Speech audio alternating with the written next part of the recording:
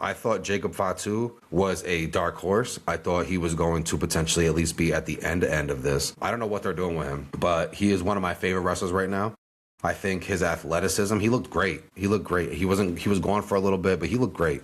He looked like he lost a little weight. He looked like he got a little bit more cut. I think that's dangerous for every wrestler out there because he really reminds me of Umaga. If anybody remembers Umaga, like he is part of the Odd family. You know, he is in the lineage, and he was a beast. He was a savage. Like, he was a beast. And I look at Fatu, and I'm just like, damn. He goes out there, and he's doing flips off the turnbuckle. He's doing all kinds of different things. And I just feel like, why are we not pushing him a little bit more, right? Why is he not in the scene? If Jey Uso can win last year, which I loved. I love Jey Uso too. Big fan of the Usos. I'm a big fan of the bloodline, period, situation. But if somebody like Jey Uso can win, right, and then win the world title, why can't somebody like Fatu win? Why can't Fatu go after, Drew McIntyre and have it be, Fatu versus Rhodes at WrestleMania? Can you imagine that? So Fatu still has an opportunity if he gets into the Elimination Chamber to make that happen, and I would love to see that. I don't think there's many people out there that wouldn't love to see that because he's a dynamic wrestler. Absolutely dynamic. The stuff that he does for a guy his size, even before he lost his weight and before he got all cut up again, crazy. Absolutely crazy. He's surpassed Solo. Absolutely has surpassed Solo. I also don't like what they've done to Solo Sikoa. I don't like the whole, he wrestles, but the flair for him is gone. And I don't understand it. He was at the top there. He was at the world title situation for a while too.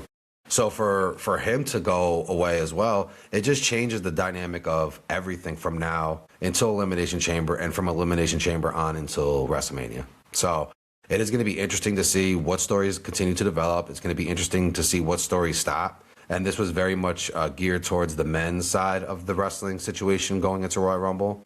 If this Dolo session goes well, we will talk about the women's side and what that means.